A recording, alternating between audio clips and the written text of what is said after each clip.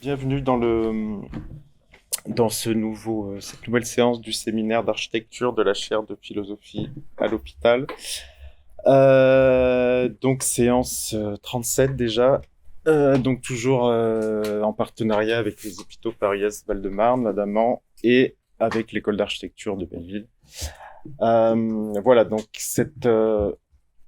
ouais, euh, donc on va parler aujourd'hui d'un sujet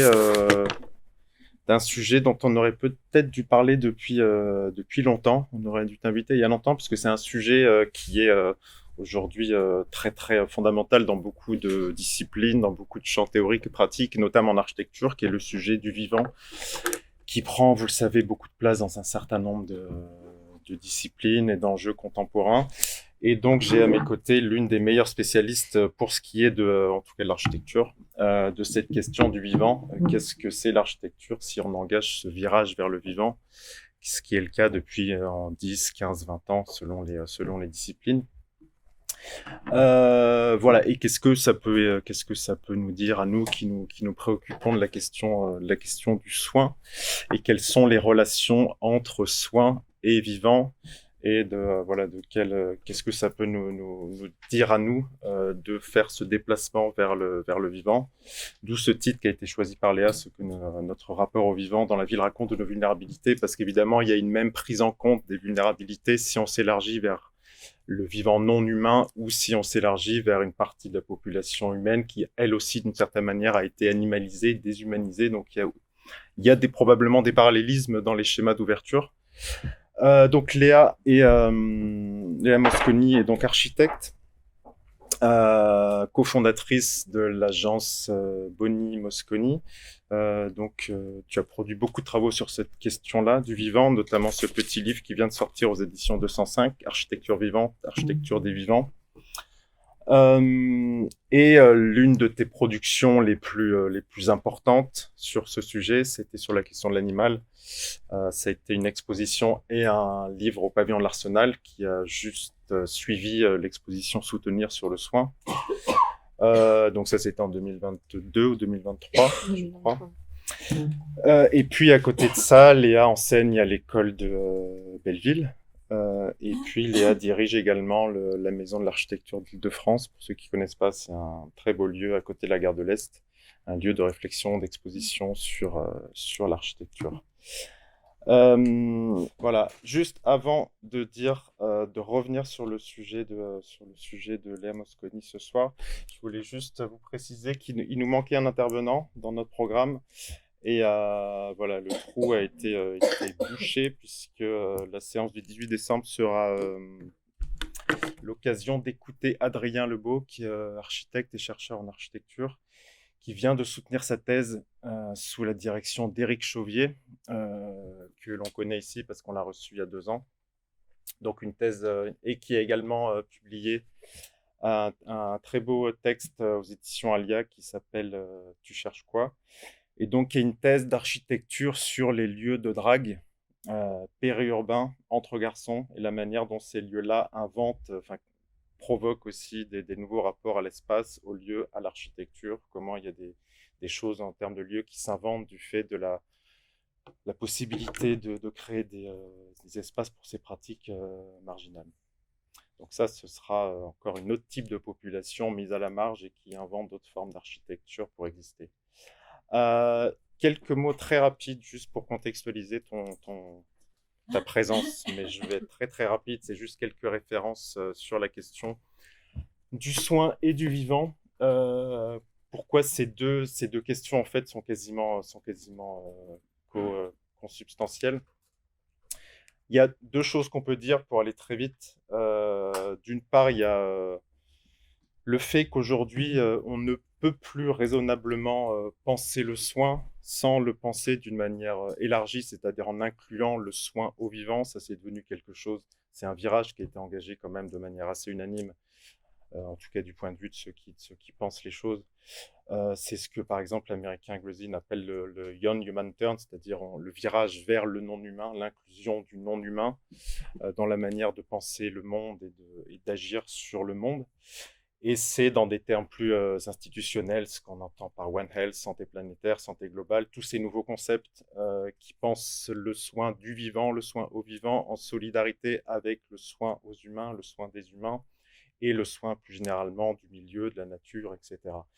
Donc voilà, par exemple, la définition de la santé selon l'OMS, maintenant c'est ça, c'est la santé des humains, la santé des animaux et celle des écosystèmes. Maintenant, on pense tout ça ensemble et on ne peut plus penser l'un sans l'autre. Et si on dégrade un écosystème, ça a des conséquences sur les humains et inversement, etc. Donc ça, c'est un nouvel état de la pensée dans lequel maintenant nous, on évolue et les disciplines, les manières d'agir dans le monde progressivement prennent en compte cet nouvel état des choses et avec évidemment des implications sur les pratiques qui commencent à arriver depuis 5-10 ans en architecture. Ça devient un sujet qui est très, voilà, qui est très travaillé de manière plus ou moins opportuniste par ailleurs, mais bon, ça c'est toujours le cas. Ce qui est plus intéressant en ce qui nous concerne, c'est de remarquer ce que j'ai appelé est-ce qu'il y a une forme de parallélisme ou d'interrelation entre ce non-human turn et ce que j'ai appelé ici un psychic turn, c'est juste pour avoir un parallélisme des termes. Mais c'est le fait que le virage épistémologique vers le non-humain, est-ce qu'il accompagne et de quelle manière est-ce qu'il est solidaire d'une réinvention aussi des pratiques en psychiatrie et en santé mentale. C'est quelque chose qui, à mon avis, n'est pas complètement absurde de penser les choses comme ça, notamment si on s'appuie sur la personnalité de Georges Canguilhem. Ici, on le connaît plutôt pour ses apports sur la question de la maladie, sur la relation entre la norme, sur la question de la norme, la relation entre la normalité et la pathologie. Il se trouve que Canguilhem a aussi été l'un des personnages importants, l'une des figures intellectuelles importantes du milieu du XXe siècle, qui a contribué à cet élargissement disons, à ce décentrement de l'humain et penser l'humain en relation avec son milieu. Lui et d'autres fait partie des gens qui a des figures importantes dans cet élargissement-là. Et c'est probablement pas un hasard s'il y a une même remise en question de catégories de pensée qui ont longtemps opposé l'humain à son milieu et qui ont longtemps opposé de la même manière la bonne santé à la maladie et qui a probablement une même ouverture de la cité, que ce soit vers des formes vivantes non humaines, mais aussi vers des formes humaines qui longtemps ont été mises aux marges de la cité. Bref, il y a des gens qui travaillent en architecture déjà sur ces sujets. Par exemple, j'ai mis cette référence de Banzani, Younes et Bonnet sur la manière dont la notion de milieu peut être utile pour l'architecture. Et puis, je vais aller très vite, pardon. Il y a un deuxième sujet qui nous invite, qui confirme le fait que probablement toutes ces choses-là sont connectées. C'est très concrètement le vivant comme levier de soin, la sollicitation, enfin, ou la resollicitation du vivant comme un levier de soin. On voit un retour des pratiques de jardinage, des pratiques de la place de la plante, des plantations, du jardinage, la place de l'animal. C'est quelque chose qui fait son retour dans les pratiques de soins. J'ai mis simplement notre chercheur maison à la chaire de philosophie sur ces questions-là, qui est Loïs Giraud, qui a animé tout un séminaire sur la question de nature et soins, en partenariat avec le PSMD de l'Aisne après Montreuil. Et puis évidemment, il y en a d'autres, Pierron, etc., voilà, qui travaillent sur ces sujets-là.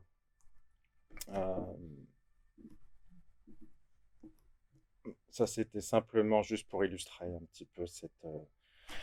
à la fois des anciennes pratiques, bon, ça c'est l'hôpital Saint-Maurice qui a longtemps eu des pratiques de jardinage et d'agriculture, même si évidemment c'était probablement avant tout pour des questions économiques puisque c'était une main-d'œuvre quand même gratuite.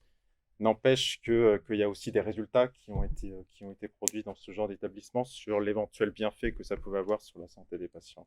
Puis ça, c'était juste un clin d'œil à nos séances, à nos ateliers de co-conception avec l'Adamant ce matin, avec ce mulet qui a été proposé pour habiller le square devant la Gaîté Lyrique, qui a causé certains débats parce que c'était une version encore un petit peu domestiquée malgré tout du mulet qui est dans son petit enclos. Donc on n'y est pas tout à fait encore peut-être. Voilà, sur ce, je vais laisser la parole à Léa qui a beaucoup plus de choses à dire et qui est beaucoup immensément plus calée que moi sur tous ces sujets. Eh ben, bonjour à toutes et à tous. Je suis très heureuse d'être là. Merci beaucoup à Éric de Toisy et à Elisabeth Essaillant pour leur invitation. Merci beaucoup pour l'accueil et pour la visite tout à l'heure.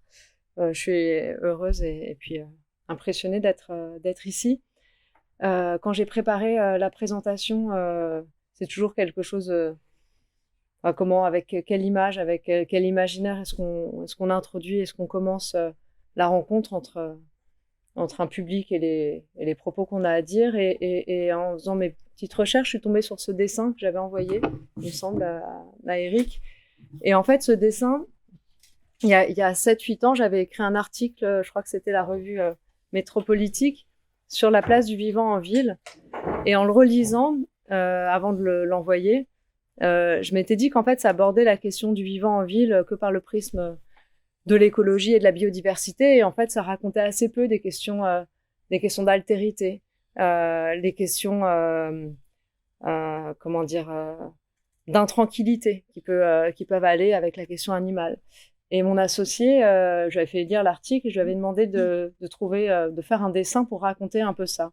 Donc ce dessin, c'est pas tant une illustration, c'est quelque part une manière un peu fantôme, une manière d'hanter cet article un peu peut-être un peu lacunaire et de raconter autre chose, de raconter que finalement, alors c'est peut-être un peu caricatural, mais dans cette grille qui raconte un peu la ville, la manière dont la ville est ordonnée sous contrôle, et ben la manière dont il est difficile de trouver une place pour certains animaux, alors pas pour tous, hein, parce qu'on a des hiérarchies très précises et on en reparlera.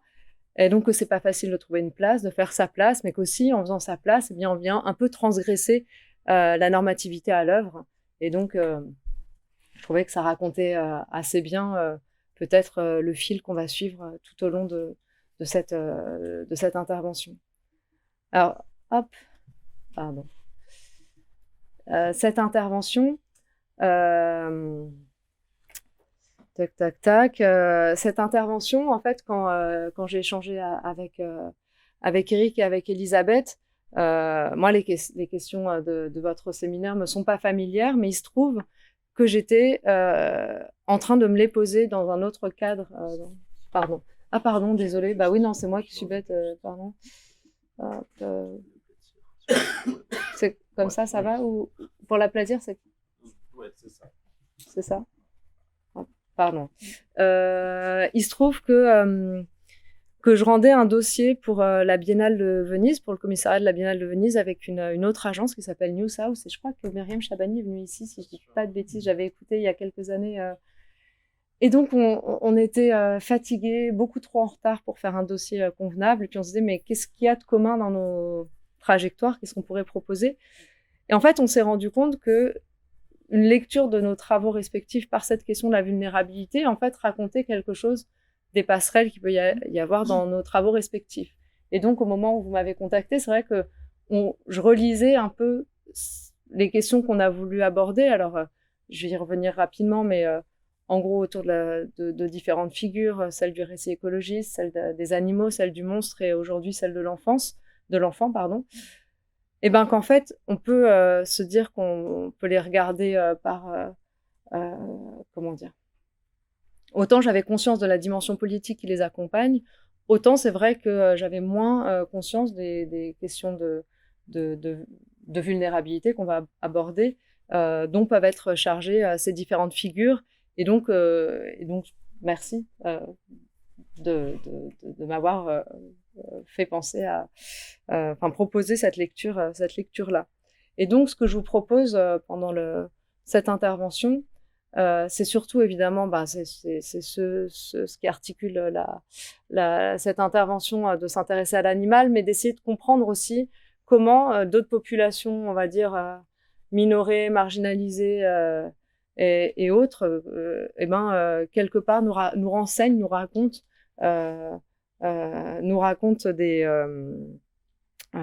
nous éclaire sur les questions de vulnérabilité. Et à la fin, j'arriverai à passer une slide à l'autre, je vous promets. Hop. Et donc, je voulais introduire cette notion de vulnérabilité avec cette citation de Michel Lusseau, qui est toute récente, qui est extraite de « Cohabitons pour une nouvelle urbanité terrestre ». Mais en vérité, tous les domaines d'activité humaine et urbaine peuvent être observés sous l'angle de leur vulnérabilité intrinsèque. non pas une variable résiduelle qu'on pourrait marginaliser jusqu'à la faire disparaître par l'administration permanente de l'urgence, mais une condition fondamentale et irréfragable de tout habitat, à quelque échelle qu'il soit, et de toute habitation. On ne peut pas se soustraire à la vulnérabilité, elle fut, elle est et sera là, au centre même de toute organisation spatiale, et comme une des conditions premières d'existence. Toutefois, la manière dont se développent et fonctionnent les espaces contemporains mondialisés amplifie structurellement leur fragilité systémique et crée, à mesure même qu'ils évoluent, des conditions de leur ébranlement et même de leur altération sévère par la catastrophe.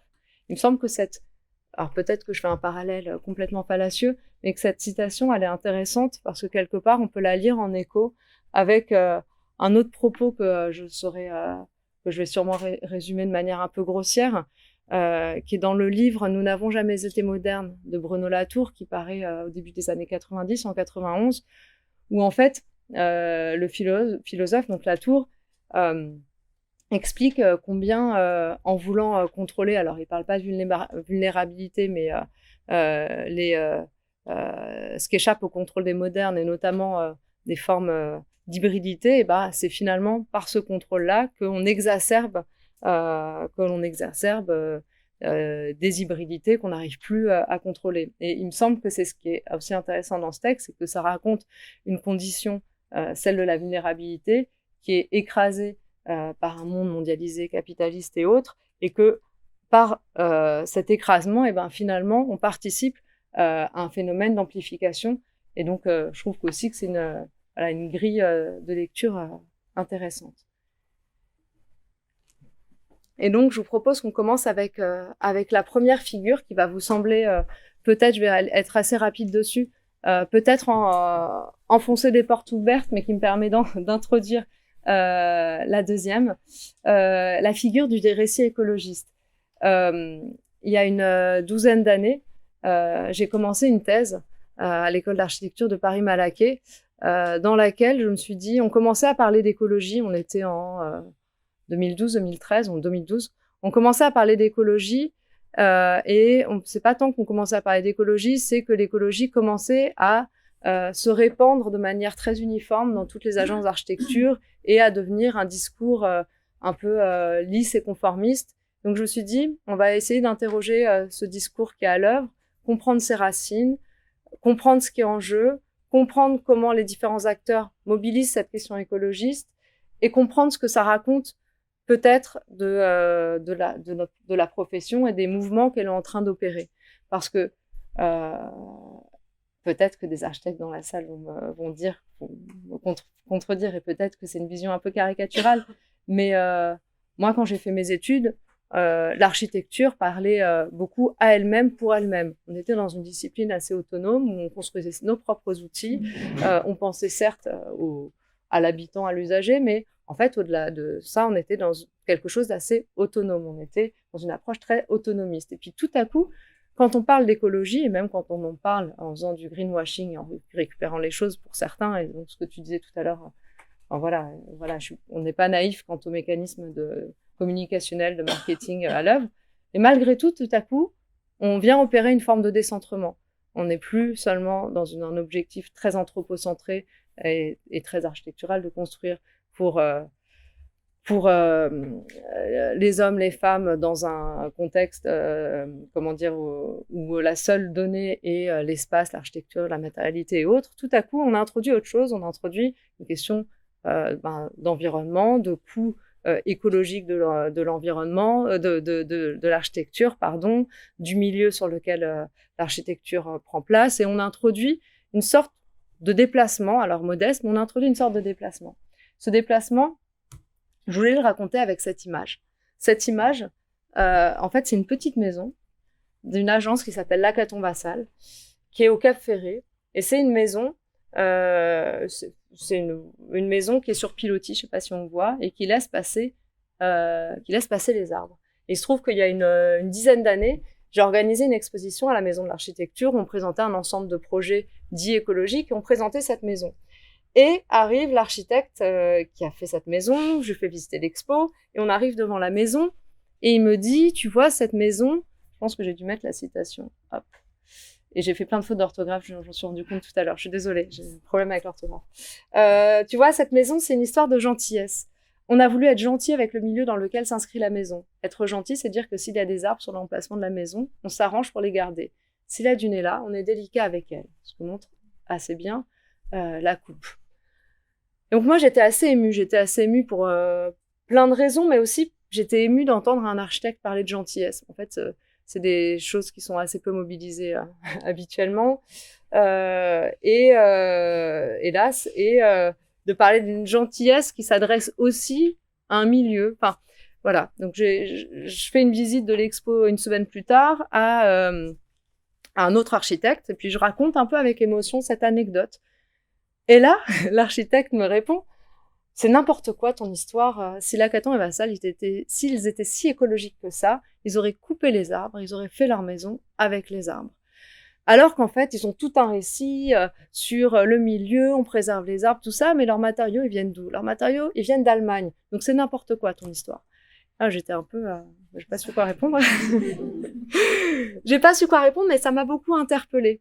Et j'étais au milieu de ma thèse, et en fait, ce que j'ai trouvé très intéressant, c'est qu'il ne s'agit pas d'arbitrer, de savoir, l'architecte c'était Bella Stock, pour ceux qui connaissent, c'est plus un collectif qu'une agence. Il ne s'agit pas d'arbitrer, de dire qui a raison, mais ce que je trouve intéressant, c'est que ça raconte que ce récit autour de l'écologie, quelque part, il est pluriel, il mobilise un engagement. Je pense pas qu'il y ait peut-être que je suis naïve, mais je pense pas qu'il y ait du cynisme de la part de Lacaton et Vassal. Je pense que sincèrement, ils ont vraiment travaillé en se disant, je crois que qu'ils ont, si je dis pas de bêtises, ils ont 16 micropieux très fins, ils ont tous un travail sur le milieu. Et en effet, ils passent un peu à côté, des matériaux. Et puis peut-être que dans l'argument de l'architecte, il y avait aussi, tu vois, il s'élève au-dessus du milieu, alors que moi, j'aurais été ancrée, je ferais corps avec le territoire. Bon, en même temps, tu abîmerais le sol. Bon, ça pose d'autres questions. Et ça, je trouve ça assez intéressant. Et moi, c'est la question avec laquelle la question que j'ai essayé d'investiguer pendant 6 ans de thèse, en me disant, ce récit autour de l'écologie qui, dans les années 2012, 13, 14, en fait, fait la place à un tonitruant développement durable avec des dispositifs énergétiques, tout ça. En fait, est-ce que c'est plus compliqué que ça? Est-ce qu'il y a d'autres positions? Qu'est-ce que ça engage? Et donc, j'ai regardé, 3 périodes. Enfin, j'ai regardé de 1989, donc au lendemain de la création du GIEC, jusqu'à 2015. Et j'ai regardé 3 périodes. Et en les regardant un peu attentivement, en allant faire une trentaine d'entretiens avec des architectes, des acteurs de la ville et autres, en allant faire un recensement que je vous montrerai très très vite tout à l'heure, voilà, je vous en parlerai tout à l'heure, et évidemment en lisant. Et donc j'ai vu qu'il y avait une première période où on parle très très très peu d'écologie dans les grands lieux de diffusion de la culture architecturale, le pavillon de l'Arsenal, l'Institut français de l'architecture, les maisons de l'architecture. On ne parle pas d'écologie, peu. Dans les grandes revues, on n'en parle pas. Il y a le sommet de la Terre de Rio. J'ai regardé toutes les revues en 92, en 97 pour le protocole de Kyoto. On ne parle pas d'écologie. En revanche, dans des lieux plus marginaux, on en parle déjà beaucoup. Et ça, c'est hyper intéressant dans des écoles d'architecture, dans certains CAUE, dans des lieux un peu plus alternatifs. En fait, il y a déjà des questionnements hyper intéressants. On ne parle pas de développement durable. On parle de matériaux, on parle déjà de milieux, on parle d'énergie aussi, et de plein d'autres thèmes. Et donc, c'est assez intéressant moi, j'ai trouvé ça assez intéressant de voir ça. Puis au tournant des années 2000, la question du développement durable, je suis aussi allée interroger Vinci, qui fait une grande communication autour du développement durable dès les années début 2000, parce que ça rentre dans la réglementation et parce que tout à coup, il y a aussi, pour les industriels, un enjeu énorme à mettre plein de panneaux solaires partout et d'isolants. Donc, tout à coup, ça devient un sujet et les architectes sont obligés, pour avoir accès à la commande, d'avoir un discours sur ce qu'ils vont appeler le développement durable et qui va arriver comme de manière écrasante. Et on a l'impression que ça va tout écraser, alors qu'en fait, toutes les autres questions continuent à être présentes, mais elles sont évidemment un peu... moins audible que le développement durable, évidemment. Il y a une grande expo au pavillon de l'Arsenal qui s'appellera Architecture égale durable. À la Cité, il y a aussi Habité écologique qui va prendre place. Enfin, ça va devenir un sujet majeur, mais qui sera porté finalement, ceux qui seront au devant de la scène. L'architecture égale durable, c'est Jacques Ferrier. Philippe Madec sera Philippe Madec sera aussi très présent, alors que dans mon recensement des années 90, il l'est moins, enfin il l'est pas sur cette question. Donc, en fait, enfin voilà, ce sera pas tout à fait les mêmes acteurs qui seront au devant de la scène sur ces sujets. Et puis, il y a un tournant au début des années 2010 où il y a quand même une diversification, où même dans les grands lieux de diffusion de la culture architecturale, ben, on commence à parler de matériaux un peu plus, de réemploi, d'agriculture urbaine, d'animaux et autres. Et tout à coup, ben, le développement durable et l'énergie est plus le seul référentiel. J'aime bien cette formulation, qui est peut-être, je sais pas, peut-être que je me trompe, mais où en gros j'ai l'impression qu'on passe du caractère immatériel de l'énergie, alors au corps chaud et animé des vivants, j'exagère, mais il y a quelque chose où on passe, en tout cas dans les grands lieux de diffusion de la culture architecturale, on passe de quelque chose qui est, voilà, il y a une crise écologique, il faut trouver des solutions, faut quantifier et autres, on est dans quelque chose d'assez froid, à quand même une prise en compte de la complexité et une prise en compte un peu élargie. Ah. Ce que je vous disais tout à l'heure, c'est juste pour que vous partagiez un tout petit peu mon calvaire. j'ai regardé toute... il y a une revue qui s'appelle Archiscopie qui recense chaque mois tous les événements liés au monde de l'architecture, les conférences, les expositions, les colloques et tout ça. Et donc, c'est tous les mois. J'ai regardé tous les numéros pendant de 89 à 2015 et j'ai recensé, vous voyez en noir, c'est les courbes c'est le nombre d'événements liés à l'écologie. Vous voyez en jaune, il y a l'habitat que j'avais mis en référentiel. Et après, j'ai regardé dans l'écologie de quoi on parle. Si on parle de développement durable, c'est en vert. Donc, vous voyez qu'il y a vraiment un pic énorme à un moment donné. Et donc, ça m'a donné aussi, c'est un peu, pour le coup, un peu froid et inanimé, mais ça raconte aussi quelque chose. Et évidemment, il faut se pencher et voir... c'est pas la même chose si c'est une grande conférence, une grande exposition à la Cité de l'Architecture ou si c'est une conférence dans une école. Mais déjà, ça donne quelques indications sur ce dont on parle quand on parle d'écologie et le caractère quand même très, très diversifié de cette question-là et de la manière dont elle se déploie chez les architectes. Et puis, je regarde si je suis beaucoup trop bavarde, alors je suis déjà un peu bavarde. Je suis pas arrivée au vrai sujet de l'intervention, c'est cata. Et puis, j'ai un directeur de thèse qui s'appelle Jean-Louis Violot, je sais pas s'il est déjà venu ou pas. Et je lui ai dit, c'est dingue, on parle pas d'écologie dans ce que je vous disais tout à l'heure, dans les grands sommets en 92, 97, dans le monde de l'architecture. Il m'a dit, ce serait drôle que toi, tu fasses j'étais toute jeune, tu fasses une fausse exposition et que tu ailles voir les institutionnels des gens pour voir comment ils recevraient ça. Est-ce qu'on n'en parle pas parce que des gens ont voulu et que ça n'a pas marché, ou est-ce qu'on n'en parle pas parce qu'en fait, personne n'a voulu porter cette question? Et donc, il y avait la COP 21, voilà ce que j'ai oublié de dire. Et donc, pendant la COP 21, j'ai monté une exposition fictive qui n'avait pas pour but d'exister, mais qui avait pour but de me faire entrer chez les gens, les institutionnels, pas seulement, et voir comment ils réagissaient face à cette question d'une grande exposition sur l'écologie pendant la COP 21. Donc, je suis allée voir le direct, tous les lieux, la mairie, plein de lieux, toutes les directeurs et présidents des institutions de grands lieux de diffusion de la culture architecturale, des financeurs et tout ça pour proposer cette exposition. Et j'écrivais sur mon petit cahier comment chacun disait « Oh, mais on s'en fout. Et c'était très drôle parce qu'on ne me disait pas du tout la même chose que quand j'allais faire un entretien d'un architecte reconnu qui me racontait. En fait, j'avais beaucoup de mal à sortir les discours communicationnels des uns et des autres. Et finalement, on s'est dit, tant qu'à faire, autant la faire. Et la Maison de l'Architecture a dit oui.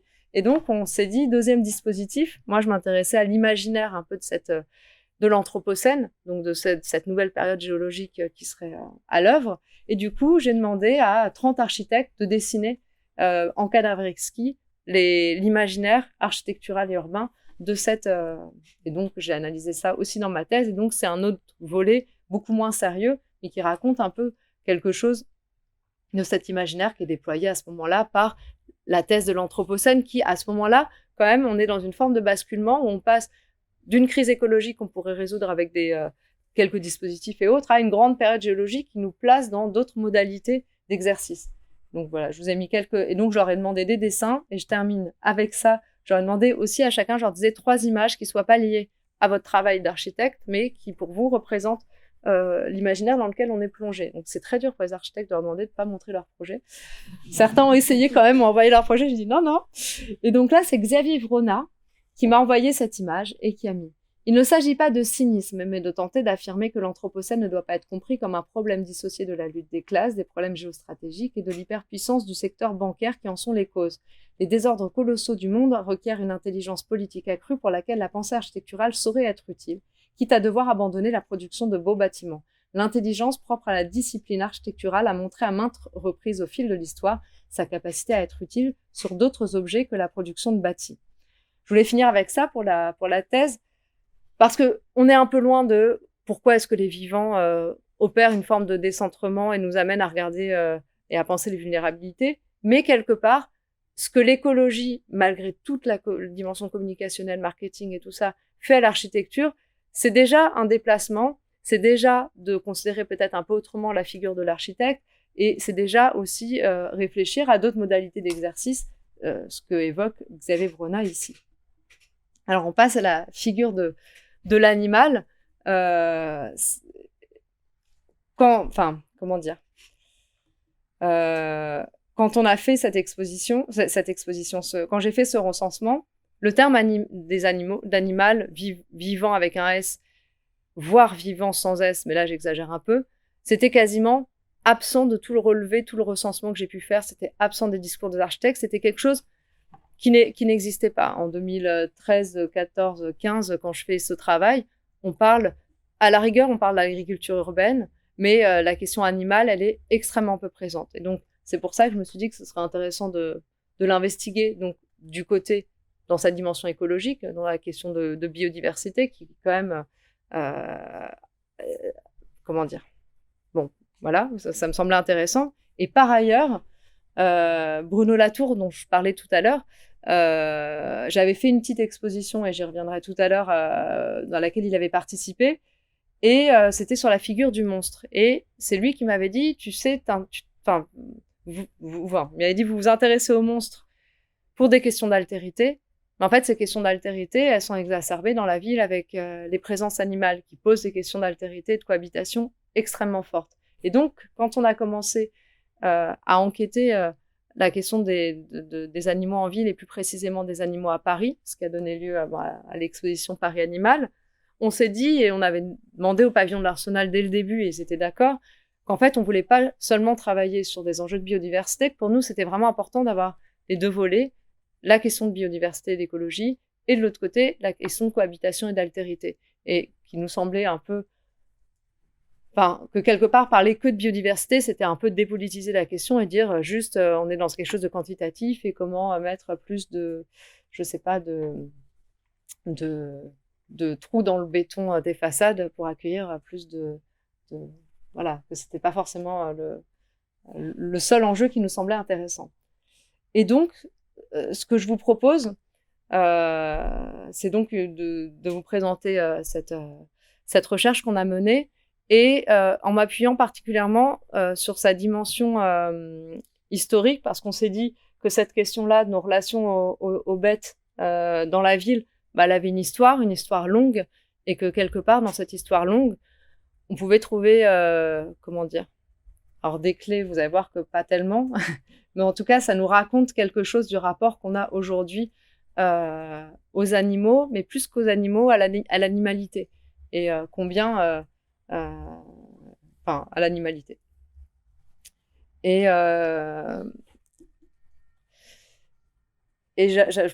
j'ai toujours du mal à présenter c'était la première image de l'exposition, et il me semble qu'elle est assez importante. C'est un monument qui n'était pas très loin d'ici, c'est le Pilier des Nôtes, c'est le premier monument parisien. Et on voit pas très bien, je suis désolée, la photo n'est pas de très bonne qualité, mais on a un taureau. Au-dessus du taureau, on a 3 grues. Alors, je ne sais pas si vous les voyez ici. Donc là, on a le taureau. Et en fait, c'est le premier... comment dire excusez-moi. Là, les grues disent au taureau que juste derrière, ici, il y a le dieu Esus, qui est le dieu des charpentiers. Et donc, comme on est complètement égocentrique, on a dit le dieu des charpentiers quelque part, c'est un peu le dieu des architectes. Donc, il y aurait le dieu des architectes charpentiers qui serait derrière lui et ils le préviennent, attention, il va venir couper tous les arbres de la forêt. Et donc, cette histoire, c'est un peu le mythe d'origine de l'architecture. Donc, on vient couper les arbres de la forêt pour faire des maisons, mais ça nous raconte autre chose. Nous, en tout cas, on a l'interprétation qu'on en a fait en échangeant, qu'on en a fait, c'est de se dire que quelque part, ce dieu Esus, est-ce qu'il coupe les arbres de la forêt pour faire des maisons, ou est-ce qu'il coupe les arbres de la forêt pour venir chercher ce taureau et pour domestiquer, pour désanimaliser le territoire de la forêt? Et bon, là, je le dis de manière très maladroite, mais c'est un peu la clé de lecture de l'ensemble, ensuite des éléments que j'ai présentés, où en fait, il y a vraiment un questionnement qu'on a à la fin de cette exposition sur le rôle de l'architecte face à la question des vivants et face notamment à la question animale, mais pas qu'animale, aussi humaine. Est-ce qu'on est seulement dans un rôle de construire, de loger, de protéger et d'abriter, ou est-ce qu'il y a un rôle dans l'histoire là qui est montrée de contrôler, de domestiquer et d'ordonner? Et quelque part, cette anecdote, et si on a travaillé avec une archéologue et un archéozoologue sur tous ces éléments-là, elle raconte aussi un rapport au territoire et à l'animalité, il me semble. Et j'ai oublié de dire quelque chose, je suis désolée pour comprendre l'ensemble. Dans ce travail, on avait... Bon, non. Non, mais on avait non, mais c'est peut-être une clé. Je sais jamais si ça brouille ou pas, parce que c'est bon. Je sais jamais si ça brouille ou pas. On avait donc cette histoire longue qu'on a découpée en 4 morceaux, un peu chronothématique, où je pense que si des historiens sont dans la salle, ils vont tomber de leur chaise. On a une première partie qui court du gallo-romain jusqu'au médiéval, et où on est dans une période où on est dans une forme de très grande proximité entre les corps animaux et les corps humains. On apprend à cohabiter, à être les uns à côté des autres. Alors évidemment, sans fausse naïveté là aussi, on est dans un rapport ultra-utilitariste aux bêtes, mais on est dans une cohabitation des corps et dans une forme d'animalité de la ville qui est acceptée. Ensuite, de la Renaissance on va dire aux années 1950, donc grande période, on est dans un mécanisme de domination des corps, de domination des territoires, de domestication et de désanimalisation. Donc ça, c'est vraiment le gros bout. Et puis, on avait une période sur aujourd'hui et puis sur demain. Donc là, cette anecdote, il me semble qu'elle est assez intéressante pour comprendre cette proximité des corps dans la ville. On est au XIIe siècle. C'est une histoire qui est très bien relatée dans un livre, le roi tué par un cochon de Pastoureau. On est en XIIe siècle, on a le roi qui rentre de la chasse, qui traverse Paris, et là, son cheval bute contre un cochon. Le roi tombe, se blesse et meurt. Et en fait, ce qui est assez intéressant, c'est que d'une part, à la mort du roi, ça va être considéré comme tellement insupportable que le roi soit mort à cause d'un cochon et non pas à cause d'un ours, d'une bête forte, sauvage, mais à cause d'un cochon. Donc ça raconte la hiérarchie qu'on met quand même entre les bêtes, que on va légiférer tout de suite pour interdire la divagation des porcs dans la ville. Mais ce que je trouve très intéressant, c'est qu'on va légiférer et qu'il va falloir attendre 3 ou 4 siècles pour que ça fonctionne. Parce que on a beau légiférer, en fait, les porcs dans la ville, ils ont un rôle, ils ont plein de rôles, mais notamment la gestion des poubelles, et qu'on a beau légiférer, et cette présence pour plein de raisons des porcs dans la ville, elle est, dans une perspective évidemment utilitariste, hein, c'est pas pour des bons sentiments qu'on va laisser les porcs divaguer, mais en fait, les porcs ont un rôle et on va pas réussir à s'abstraire de cette dépendance qu'on a aux porcs. Et donc, je trouve que c'est très intéressant parce que ça raconte une hiérarchie qui est entre espèces. Il y a plein d'histoires de rois qui, à la chasse, meurent face à des bêtes sauvages. Et dans ce cas-là, il n'y a pas des écrits aussi consternés par la situation. Ça raconte que tout à coup, on essaie d'ordonner, déjà au XIIe siècle, la ville, l'espace public, pardon, et puis ça raconte qu'on n'y arrive pas. Et en fait, cet échec, il est intéressant et il nous renseigne aussi sur les présences de ces corps dans la ville. Et puis, pour raconter aussi l'animalité, il me semble qu'on est un tout petit peu plus tard au XIIIe siècle. Il y a un passage, pour raconter un peu ce passage entre les deux périodes que j'évoquais tout à l'heure, qui me semble intéressant de regarder par le biais de la chasse. Là, je vais être un peu caricaturale, mais en gros, jusqu'au XIIe siècle, ce qui était valorisé, c'était la chasse à la bête sauvage. On chassait des ours, on chassait des sangliers, enfin on chassait des bêtes sauvages. Ces bêtes, on les chassait principalement à pied et on les tuait dans un corps à corps animal, qui avait une forme d'animalité. On les chassait où? Dans des forêts qu'on représentait, ça le soit très bien ici, comme des forêts sombres, mystérieuses, elles-mêmes sauvages et denses. Et en fait, au XII-XIIIe siècle, l'Église va vachement participer à ça. Tout à coup, on va mépriser l'animalité du chasseur. On va dire, mais en fait, non, le chasseur, il doit être à cheval, digne et à distance. Il ne doit pas être sauvage, il ne doit pas avoir d'animalité, il doit rester digne. Et ce mot il doit rester digne. Et on ne va plus chasser la bête sauvage, ce qu'on va valoriser, c'est le cerf. Et la chasse au cerf va être quelque chose qui va être extrêmement valorisé. Un animal qui fuit, un animal fin, gracieux et autres. Et puis, on va commencer à aménager le territoire. Le territoire, ça va plus être ce lieu un peu sombre, mystérieux et autres, ça va être un lieu aussi sur lequel on a du contrôle. Et donc, tout à coup, ce basculement, alors qui se fait progressivement, et donc il se fait progressivement, et ben, il raconte tout un processus de domestication, des pratiques, des corps et du territoire. Et après, vous connaissez, enfin voilà, il y a les forêts domaniales vont être extrêmement dessinées. On va inventer une typologie architecturale, le pavillon de chasse qui est au centre des croisements des allées. Et donc, on est dans ce processus de domestication. C'est pour ça que regarder notre rapport aux animaux dans la ville, ça nous renseigne pas seulement sur comment on gère l'animalité des bêtes, ça nous renseigne aussi sur comment la question de l'animalité, notre propre animalité, l'animalité de l'espace, du territoire, de l'architecture, est pensée. Et je trouve que cet exemple le raconte assez bien. Et là, on ouvre la deuxième période qui est vraiment, comment dire, dans différents registres, et là je vais en présenter quelques-uns, un contrôle absolu, des corps, et notamment des corps animaux, vu que ce sont des corps considérés comme des corps subalternes et sur lesquels on peut exercer son pouvoir. Il va y avoir le développement des ménageries puis des zoos. Donc là, je vous ai mis deux exemples. La ménagerie de Versailles, ici, deux exemples parce que ces deux ménageries, elles mettent en place les mêmes dispositifs, mais elles ne défendent pas tout à fait les mêmes idées. La ménagerie de Versailles, l'animal est mis en scène pour exprimer le pouvoir du monarque. Quelque part, vous voyez, là, on a 7 pavillons, 7 enclos. Au milieu, on a le pavillon d'observation.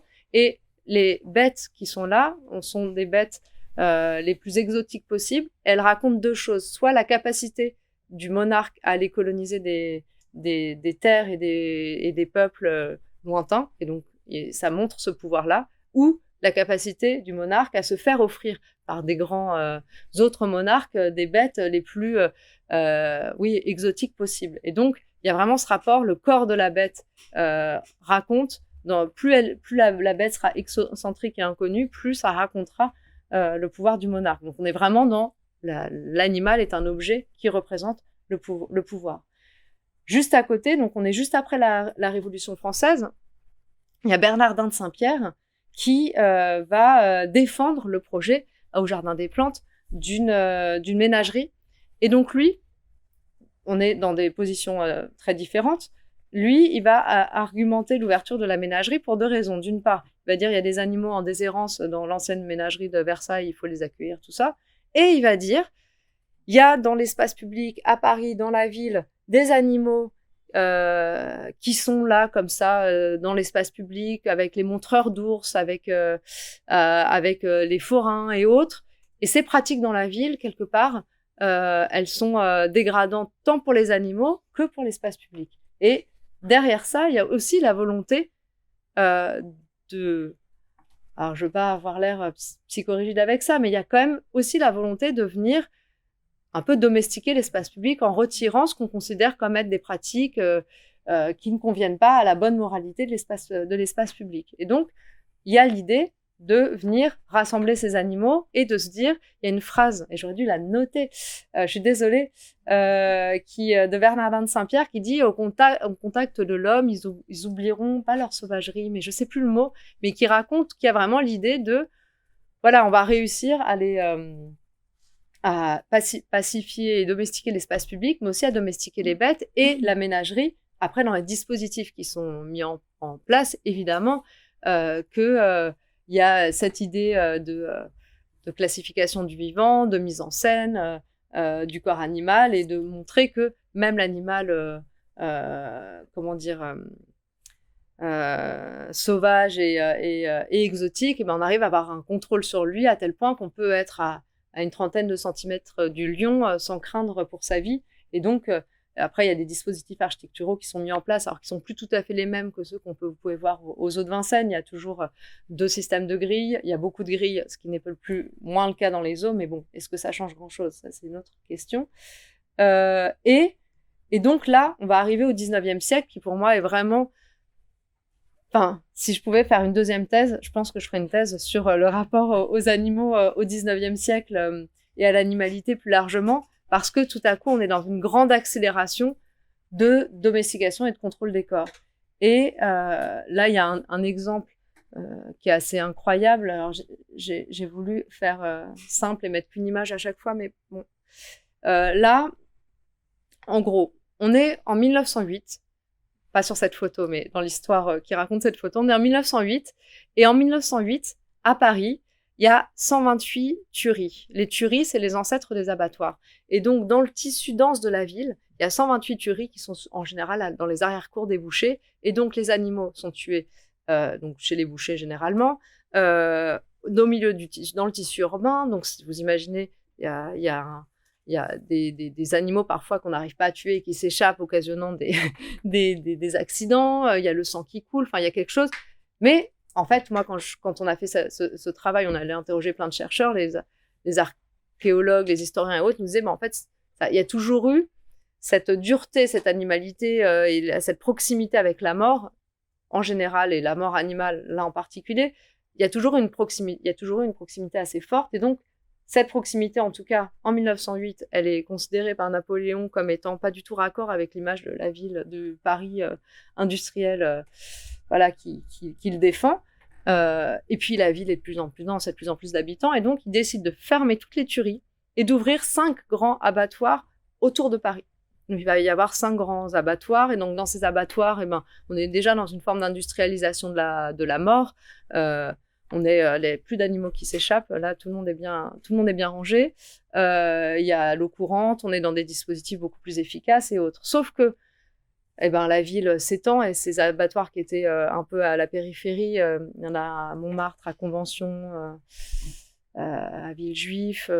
J'ai oublié tout. Je les ai pas tous en tête. Petit à petit, ils vont être grignotés par le tissu de la ville, et la consommation de viande va exploser littéralement. Et ça, ce que je trouve intéressant, j'ai une hypothèse, à chaque fois que je la soumets, tout le monde me dit que je me trompe, donc je vous la soumets. J'ai une hypothèse, c'est qu'en fait, c'est étonnant, le nombre de Parisiens va augmenter énormément, mais le nombre la consommation en viande va augmenter encore plus. Il y a vraiment...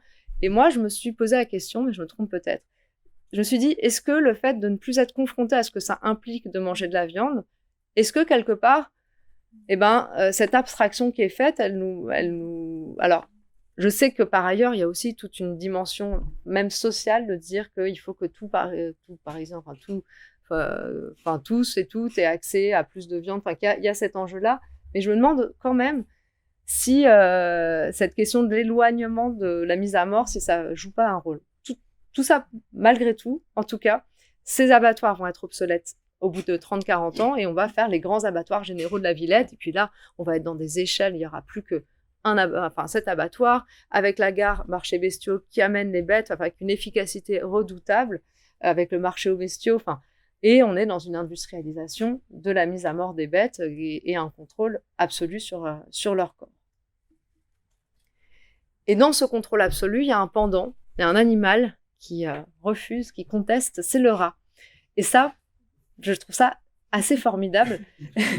C'est quand on a interrogé Sylvie Robin, qui est archéologue, elle nous a dit, mais déjà, en période gallo-romaine, il y a déjà des rats, il y a déjà des... Voilà, il y a déjà des rats à ce moment-là. Quand on regarde dans les textes, à toutes les périodes, en fait, la question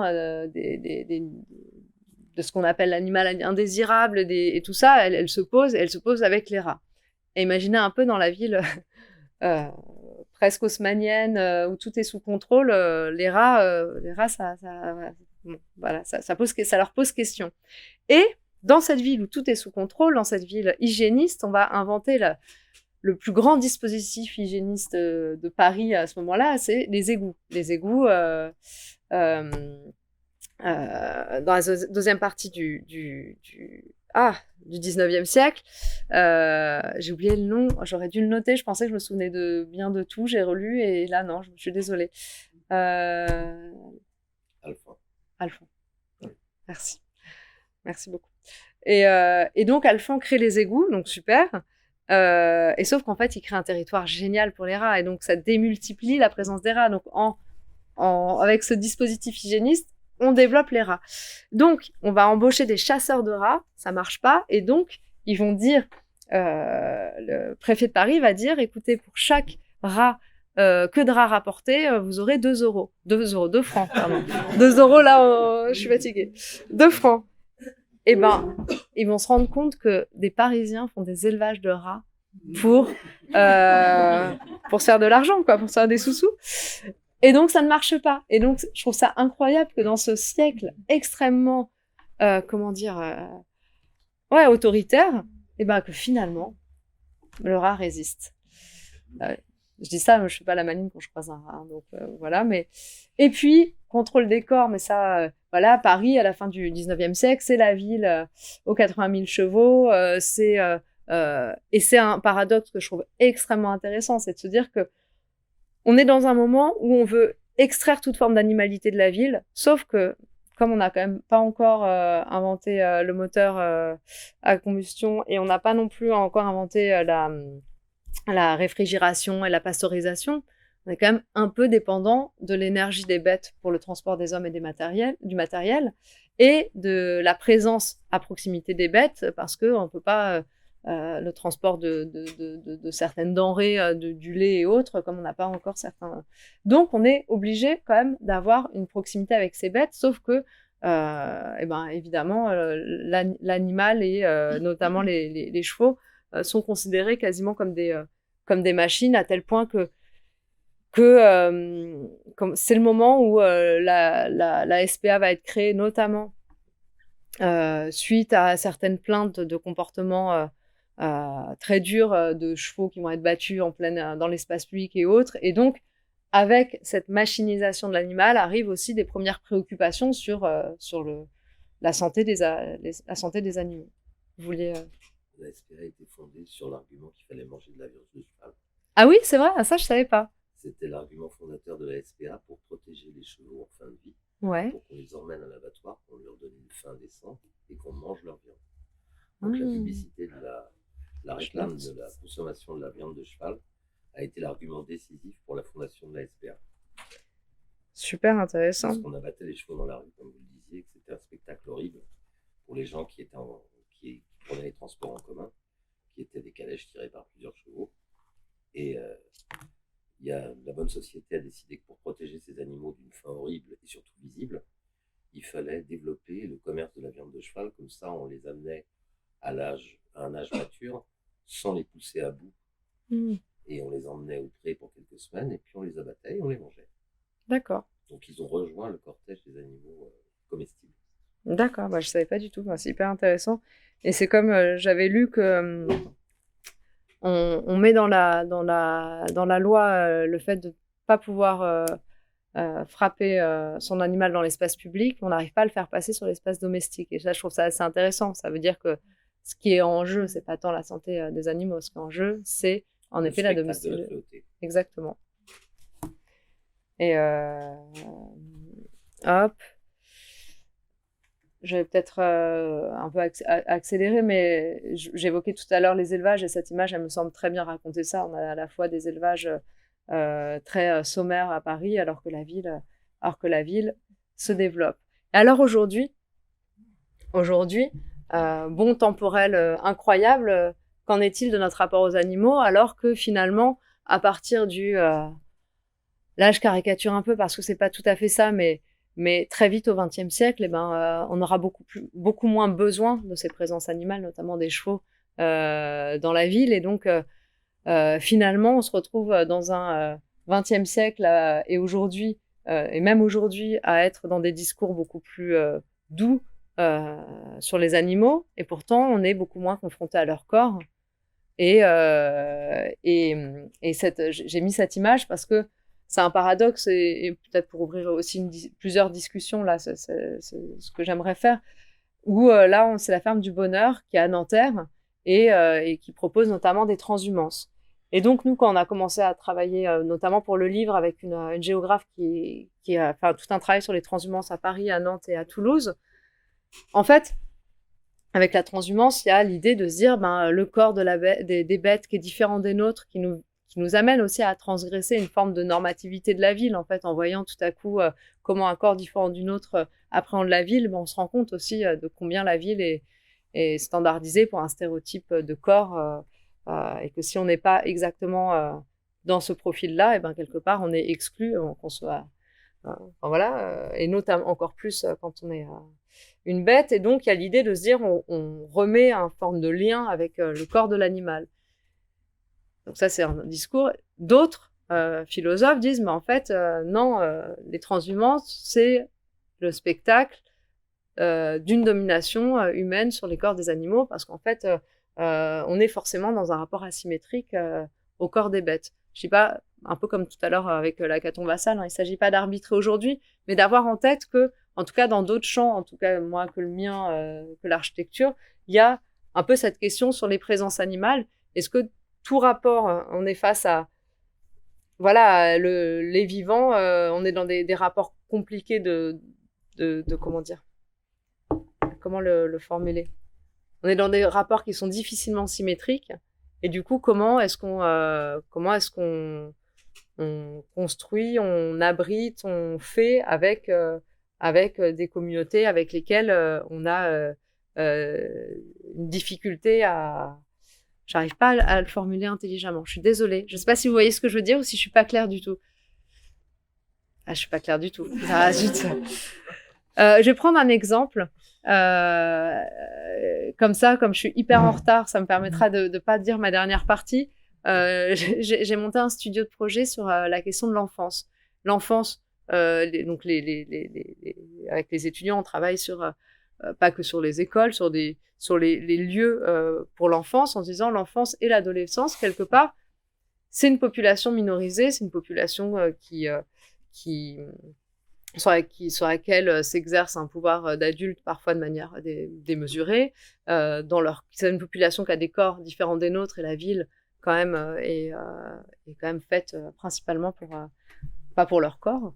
Et du coup, et les étudiants me posent toujours cette question, mais comment on peut dessiner et penser des choses pour les enfants alors qu'en fait, on n'est pas des enfants, on n'est plus des enfants, et comment on prend en compte la parole d'une communauté qui n'est pas la nôtre et qui a du mal à consentir. Un enfant de 3-4 ans, c'est compliqué de savoir qu'est-ce qui est le mieux pour lui, et c'est compliqué pour lui de l'exprimer clairement, de même que comment on construit pour les animaux sans être anthropocentré, sans le faire depuis seulement notre... je ne sais pas si c'était plus clair. En tout cas, c'est une question que je vous ouvre.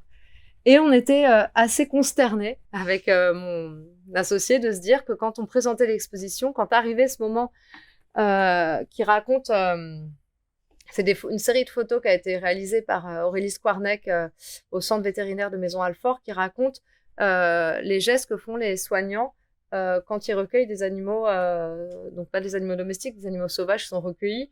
Et donc, ça raconte dans le texte qu'a écrit Aurélie Squarneck et dans les échanges qu'on a pu avoir avec elle, combien il y a une forme, je vais le formuler très, très bêtement, mais pour soigner la loutre, il y a un devenir loutre qui est nécessaire, quoi. Il y a quelque part une forme de déplacement qui doit s'opérer. Et du coup, c'est ce qu'elle essayait de filmer dans ces gestes-là, de se dire, bah, en fait, voilà, si on arrive avec cette position justement que j'évoquais, très asymétrique que j'évoque, ben on n'y arrivera pas parce qu'en fait, le seul moyen de communiquer avec ces animaux sauvages, c'est de réussir à trouver une place pour l'un et l'autre pour qu'on soit dans une forme de médiation possible.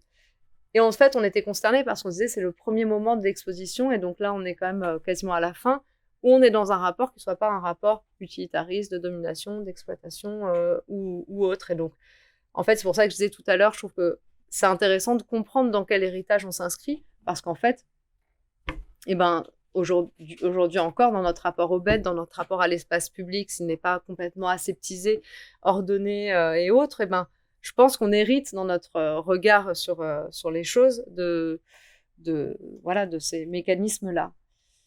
Et je me rends compte que je suis vraiment beaucoup trop longue, donc je pense que je vais conclure en zappant les dernières parties et en vous montrant juste ces deux images.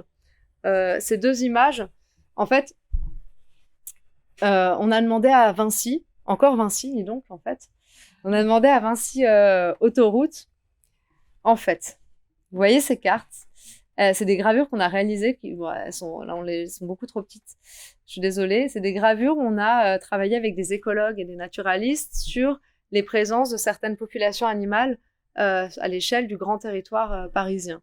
Et donc, ici, vous avez les cerfs, et ici, vous avez les sangliers, par exemple. Et les cerfs, on voit qu'il y a 3 bassins, les sangliers, il y en a un peu partout. Les cerfs, ils ont besoin d'une grande continuité, d'un grand espace. Et donc, alors que les sangliers, beaucoup moins. Là, pareil avec les poissons. Certains poissons ont des difficultés quand il y a des barrages et autres à passer, et d'autres beaucoup moins. Donc, ça raconte aussi ça. En fait, ce qui nous a intéressé, c'est de voir qu'aujourd'hui, dans la ville qui est de plus en plus fragmentée, qui a de plus en plus d'infrastructures qui viennent couper les continuités, en fait, ça rend difficile la présence des bêtes parce qu'il y a ces infrastructures humaines, urbaines. Et donc, on est allé voir Vinci, parce que les autoroutes sont Vinci Autoroutes sont des ruptures de ces continuités, parce qu'ils mettent en place des dispositifs pour que les animaux puissent passer des écoducs et des écoponts au-dessus, en dessous. Et donc, ils nous ont dit, ah, mais non, on a des écoducs, des écoponts, c'est super, et on fait on a des photos qui sont incroyables de ces animaux qui passent. On en a récupéré, je sais pas combien pour l'exposition, c'était incroyable. Et c'est très troublant, parce qu'en fait, on voit qu'en effet, certains animaux passent. Alors déjà, tous ne passent pas. Ils passent, mais dans quelles conditions ? En fait, dans des conditions...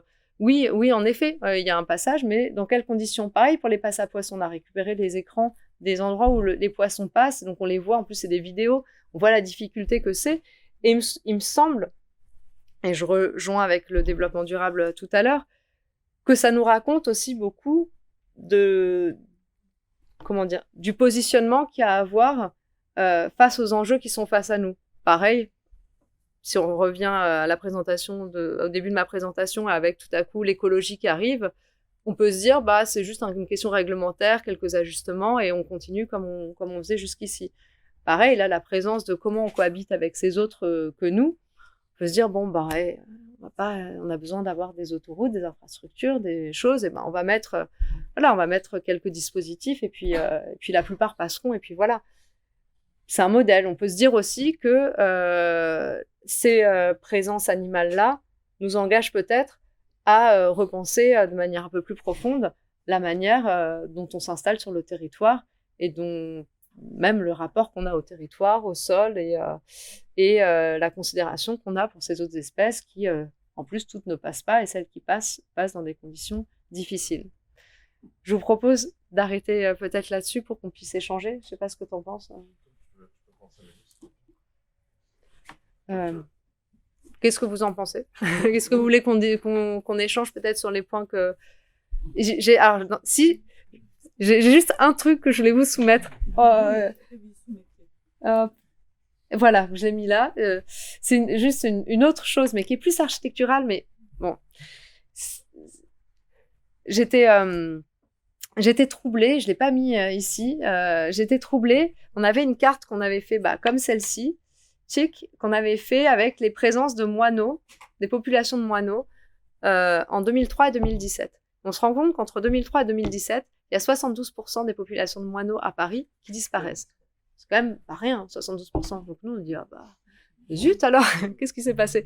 Et les écologues qu'on a interrogés nous ont dit, il y a plusieurs causes, mais une des causes pour eux, alors ça fait pas consensus, hein, tout le monde n'est pas d'accord, mais c'est le fait qu'il y ait de moins en moins d'infractuosité dans la ville. En fait, le fait qu'il y ait le développement de l'isolation thermique par l'extérieur fait qu'on isole par l'extérieur les bâtiments, on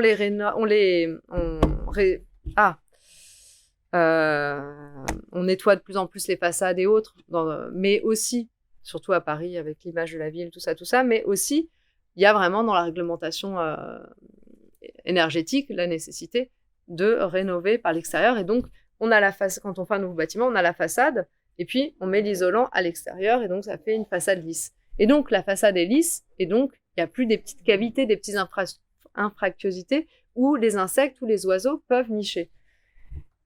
Et donc, il y a moins de moineaux, mais il y a moins de martinets noirs, il y a moins de mésanges, il y a moins de tout. Vous voyez, on a essayé de les montrer un peu ici, ces infractuosités, ces petits lieux où, voilà. Et un jour, moi, donc, je suis présidente de la maison de l'architecture, et un jour, j'ai un architecte à la mode qui vient me voir et qui me dit « Ah, j'aimerais organiser une conférence sur les questions énergétiques, sur la rénovation, c'est hyper important. » Je dis « Oui, c'est vrai, c'est hyper important, c'est hyper important. » Et je lui dis « Mais quand même, la rénovation, ça participe quand même à faire une ville lisse et ça pose des questions pour la biodiversité. » Je lui raconte mes histoires de moineaux. Et là, il me dit « Attends, c'est pas pour tes 3-4 petites bêtes là qu'on va pas isoler les bâtiments. » Et je me dis, il est trop gonflé. Et non, mais en vrai, je dis rien, j'ose rien dire. Je dis oui, bon, d'accord.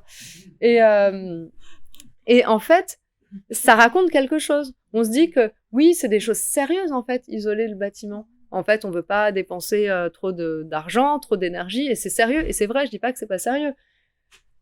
Pour autant, là, les chiffres que j'ai donnés, et on pourrait égrener la liste, en fait, si la ville, même si on est hyper égoïste et anthropocentré, si la ville n'est plus vivante, en fait, elle sera pas vivable non plus pour nous. Donc, il y a aussi un enjeu qui se voit moins, mais ce qui m'embête, c'est que c'est aussi un enjeu qui est beaucoup moins pris au sérieux, qui véhicule aussi un imaginaire que s'il y a des infractuosités, s'il y a des pieds d'arbres avec un peu de terre, s'il y a tout ça, en fait, c'est que c'est un peu sale, c'est pas entretenu. Enfin, il y a toute une idée qui vient avec, que c'est pas sérieux et qu'en plus, c'est...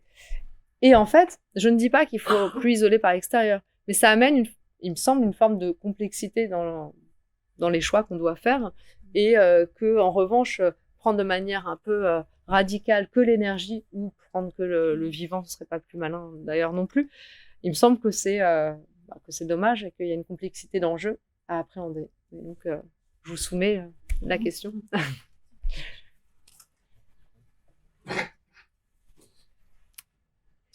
Est-ce que vous avez des remarques?